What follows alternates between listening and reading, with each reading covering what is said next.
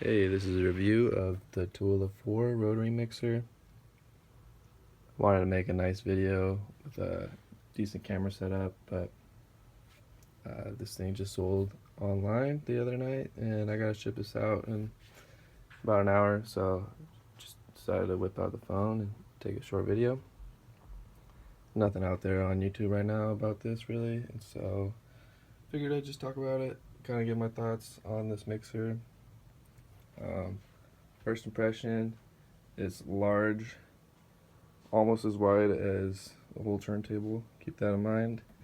It's built, it's really solid, pretty heavy. It's got these cool wood panels. Not a fan of that trim color, to be honest, but it looks pretty cool. You got 4 channels here. It's very similar to the DJR 400 layout. It's got this sort of unique setup, kind of like a analog mixing console with these jacks on the top. Sort of like a rack console, but I don't know. It's sort of like a design feature, I guess. You got these cables sort of dangling down. I'm not really a fan of that, to be honest. I don't know if, I'm not sure if that would affect the cord memory, but there's a chance you unplug those and they're gonna stay a little bent like that. Me personally, I would prefer if they had just sort of drawn a line here, cut that, bent it forward, had the jack sticking out the back. The footprint of the mixer would be a lot smaller, but then you've pretty much just made a DJR 400. So yeah, I don't know. There's little things I like about this mixer. There's some stuff I don't like either. It's not the perfect mixer for me. It's pretty great. We'll just talk about some things right now. Where should I start? You got this isolator here. It is not notched, but I think you'll see that with a lot of higher end boutique mixers. They don't really like to notch any of their EQs. Even down here, there's no notches, which is alright.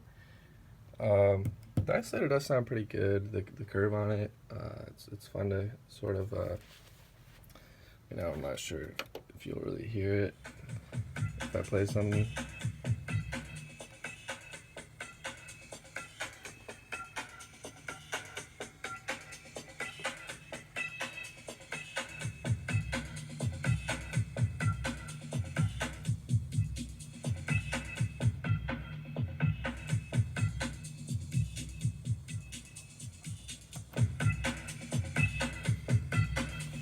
So it's cool. It's got that isolator active button,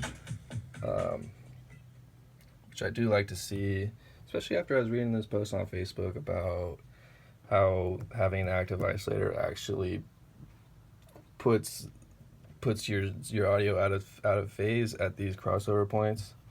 So you're literally like damaging your audio by using an active isolator, usually, depending on the isolator. One thing I did notice with this mixer is when you hit this on and off, I don't know if you'll hear it right now.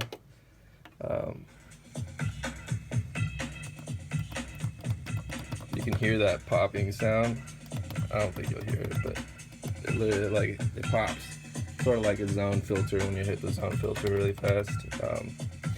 One thing I did notice too is when I first plugged this in, I was too lazy to get the XLR leads, so I plugged straight into these unbalanced outputs, these main outs, and I really noticed that when you turn the isolator off, the sound got louder. Like if we're looking at the meters here, like I'm saying like one whole nother bar.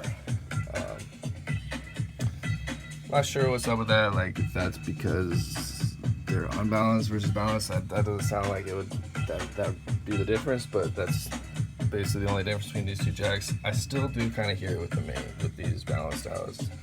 I can't tell if it's just in my head that it's less.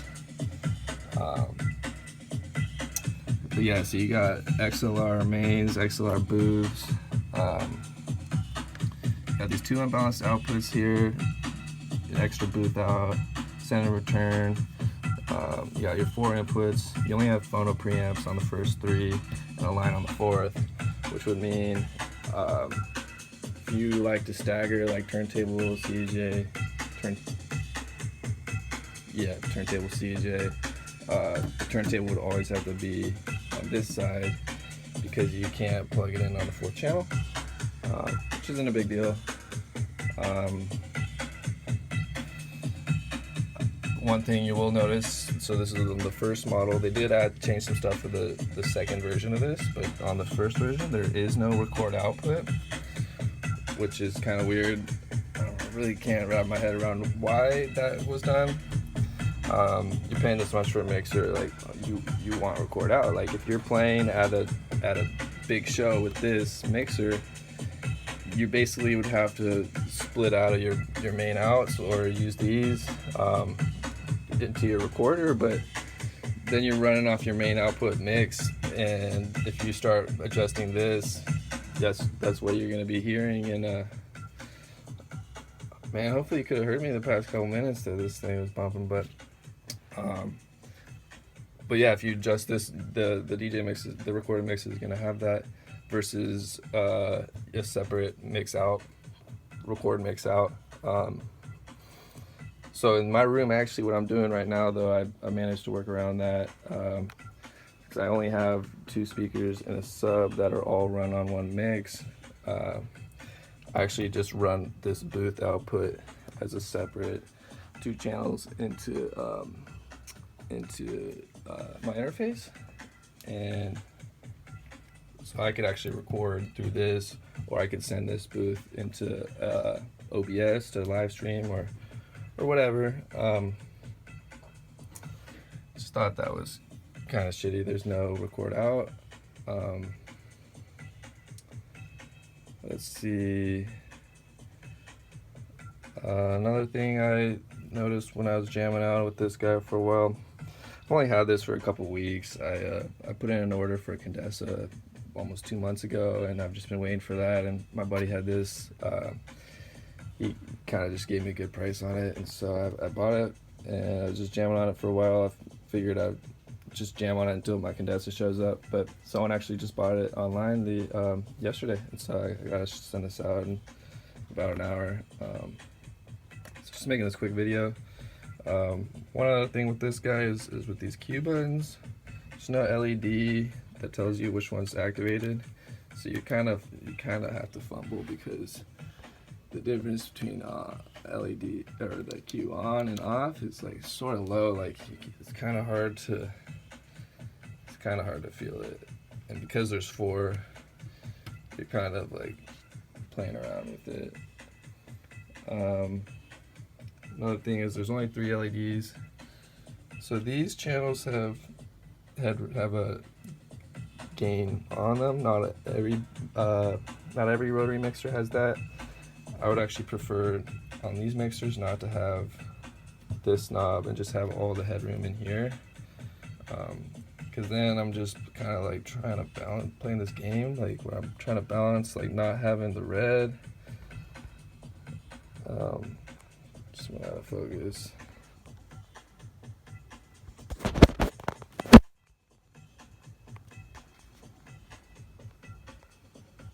Kidding me? Sorry about that.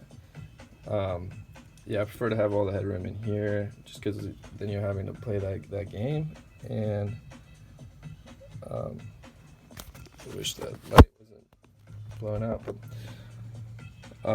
what I do want to say about this is there's only 3 LEDs. I don't know what's up with that green one right now. It's really annoying. What did I do with my camera? Whatever. What I'm trying to show you is that there's usually 3. See right here, and that's just not very much resolution. The difference between being in the yellow and being in the red is like, see, I'm already clipping in the red.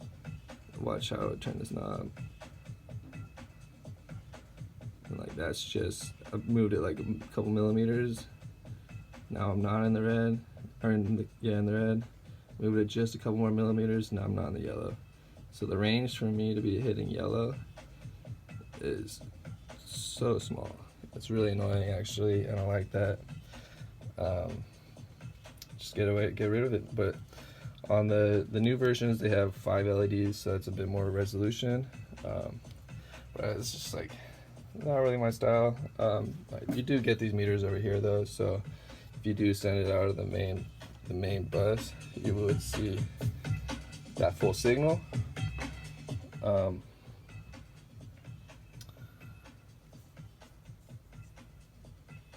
Yeah, it's cool. It does have the send and return on each channel. I don't really mess around with that. And then you have volume output, Q mix. I do like that knob a lot. Not a lot of mixers, or not every mixer has that. A lot of them do. And then booth, main out, and then it's got this cool like power supply plug. You never really see this.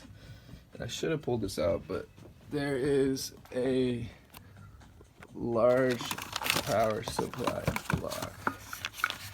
This is the block,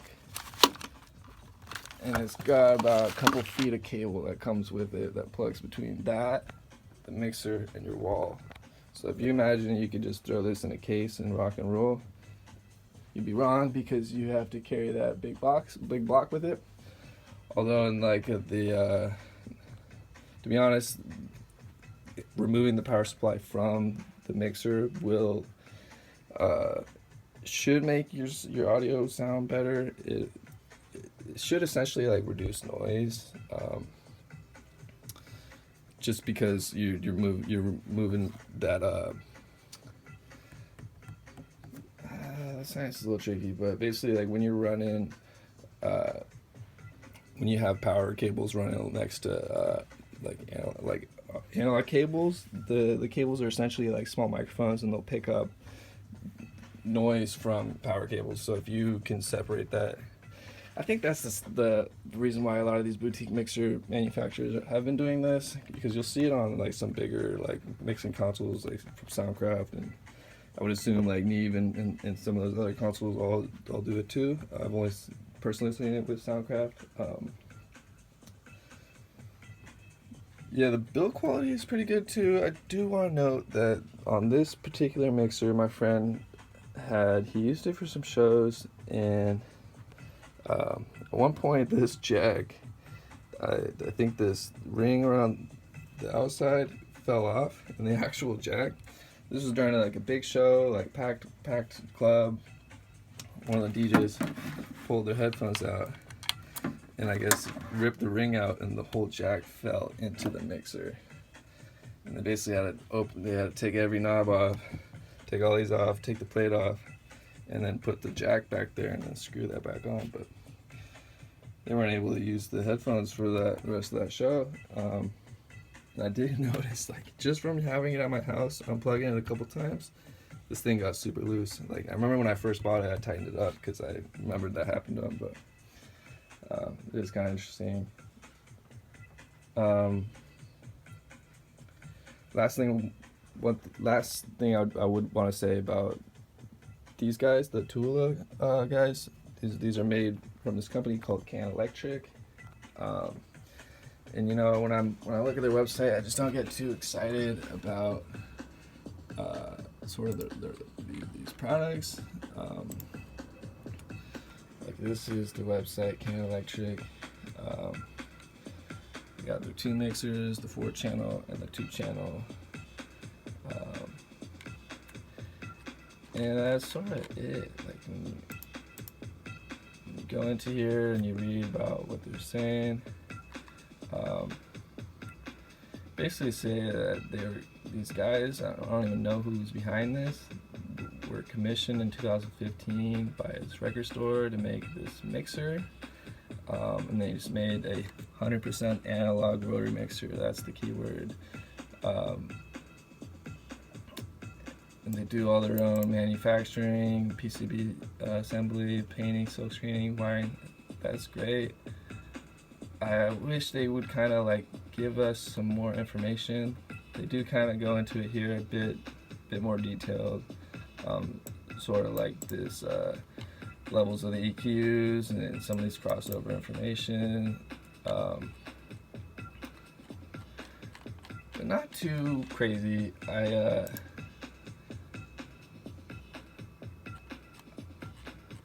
I say this just because I'm into these mixers. I look at some of these other websites, like if we take a look at Isonoe, Justin Greenland's company. This dude gives me a lot of confidence, like, in his mixers. Like, he's like, "What's up? I'm Justin. I make these.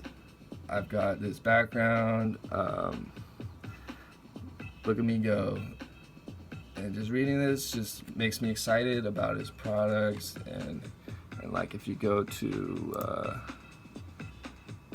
the features of his mixer, this dude goes into it like,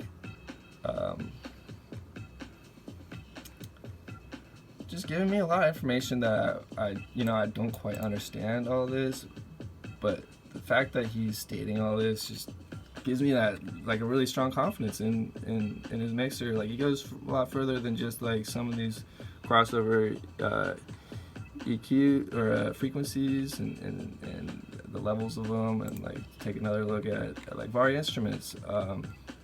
These guys are cool. The two young guys, Simon and Marcel, I think, out of Switzerland, making this great mixer, and they kind of put themselves out there. They're really telling us this is the product sheet for. Let me turn this music off. Hopefully you guys could hear me over that music, so I'm not going to record this again. Yeah, these guys go way into it too.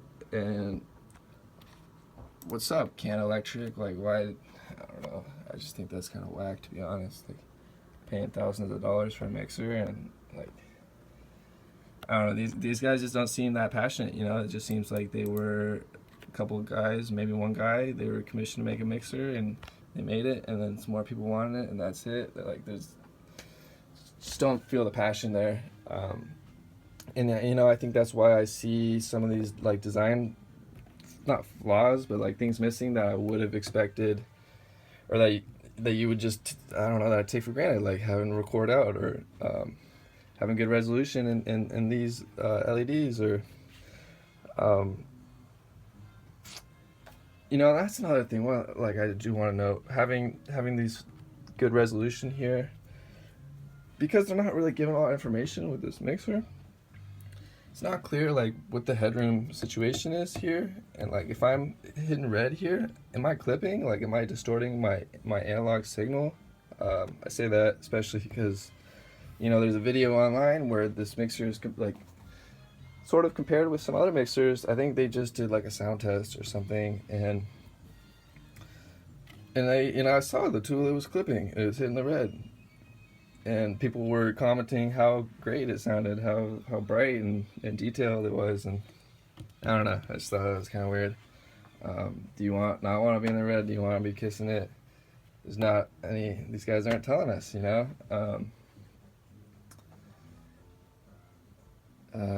I will say I had a Rane MP 2014 before this mixer. I wish I took a video of that one. That was an amazing mixer.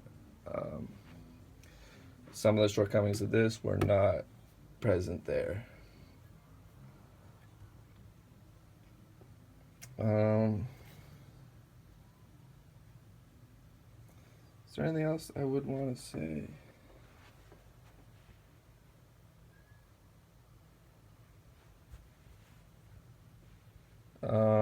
These are full kill isolators. Kill the whole thing. These just have bass and treble, so if you cut it all the way, you would still have some of the mid-range coming through. I believe these kill the respective channels, though. The next version of this mixer, they did add a mid knob, so then you got a fifth in the middle of each of these. Commenting on the sound quality, I would say it sounds pretty good. That's like pretty relative, just because I've literally just got these two speakers and like a sub down there. Not really much compared to in my room. Like, I just threw these fucking things up. Like, I don't have a great treatment in this room, so I can't comment much on the sound quality. I would just say it sounds good.